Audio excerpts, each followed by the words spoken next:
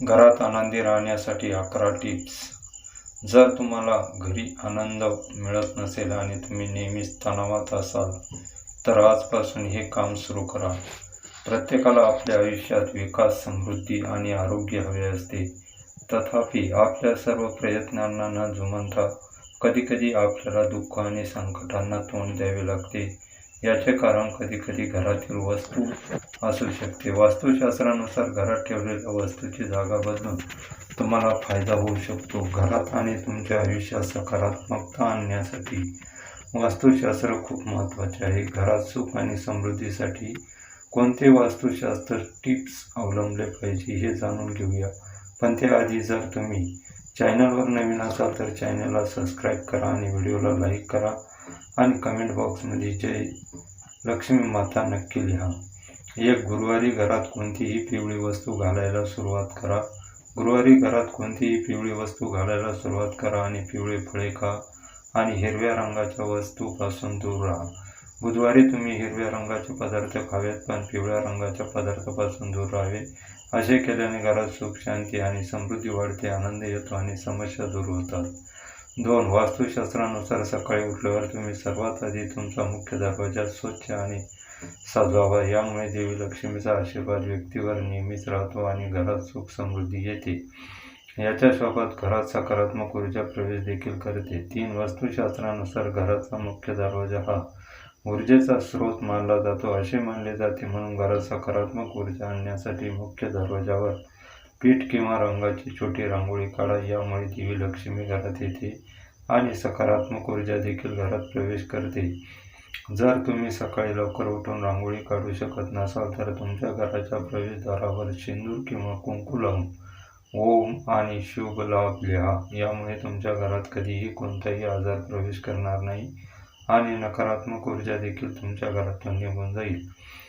Number 4. असे मानले जाते की जेव्हा तुम्ही जेवायला बसता तेव्हा त्याआधी तुम्ही 5 लोकांना खायला द्यावे, जेणेकरून तुमच्या घरात कधीही पैशाची कमतरता भासू नये आणि ती दिवसेंदिवस वाढतच राहावी. यासाठी अन्न शिजवताना पहिली भाकरी गाईसाठी, 1 भाकरी कुत्र्यासाठी, माशांना पीठ खायला द्या, पक्ष्यांना धान्य खायला द्या आणि मुंग्यांना साखर पीठ खायला द्या.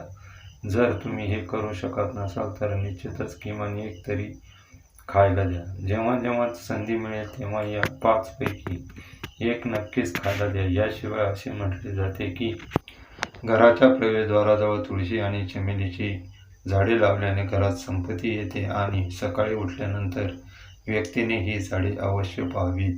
याशिवाय हिंदू धर्मात तुळशीचे रोप खूप पवित्र मानले जाते.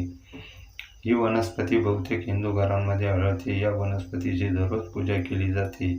यासोबत देशी तुपाचा दिवा लावला जातो. वास्तुशास्त्रानुसार घराच्या मुख्य दारावर झाडाचे मूळ लाल कपड्यात बांधले जाते, ते लटकवा.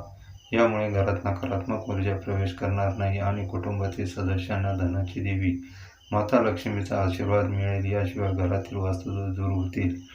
जर घरातील बाई सकाळी उठल्यानंतर घराच्या मुख्य दारावर पाण्याचा भांडे ओतली तर देवी लक्ष्मीचा घरात प्रवेश करण्याचा मार्ग मोकळा होतो.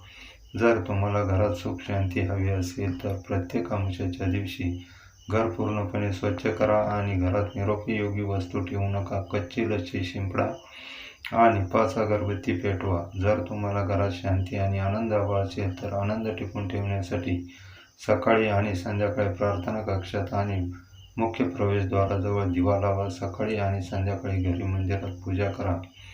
6. जर तुम्हाला तुमच्या घरात आनंद यायचा असेल तर घरी लांफिक बुद्ध आणा.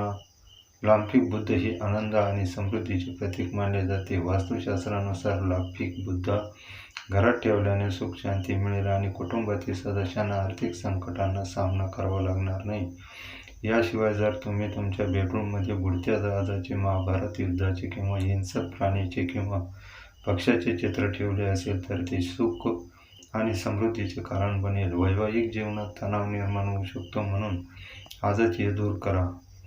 7. झाडू नका. सूर्यास्ताच्या वेळी किंवा त्यानंतर झाडू नका. चुकू नये. असे मानले जाते की असे केल्याने धनाची देवी लक्ष्मी रागावते आणि घर सोडते, ज्यामुळे तुम्हाला पैशाची कमतरता भासू शकते. 8. कापूर जाळणे. प्रार्थने दरम्यान कापूर जाळला असला तरी रात्री झोपण्यापूर्वी तुपात बुडवून कापूर जाळला पाहिजे. यासोबत त्याचा धूर संपूर्ण घरात पसरावा. असे केल्याने घरात शांती राहते असे मानले जाते. तसेच घरातील नकारात्मक ऊर्जा बाहेर जाते. 9. नकारात्मक दूर करण्यासाठी मीठ खूप प्रभावी आहे. जर तुम्हाला हवे असेल तर मिठाचा एक गड्डा बनवा आणि तो घराच्या एका कोपऱ्यात ठेवा, जेणेकरून कोणीही ते पाहू शकणार नाही. यामुळे घरात आनंद परत येईल. 10. वास्तुशास्त्रानुसार घरात ईशान्य कोपरा सर्वात पवित्र आणि सकारात्मक भाग आहे. या कोपऱ्यात देवदेवता राहतात. म्हणून जीवनात प्रगती आणि यश मिळवण्यासाठी हे ठिकाण नेहमी प्रकाशमय आणि स्वच्छ ठेवले पाहिजे.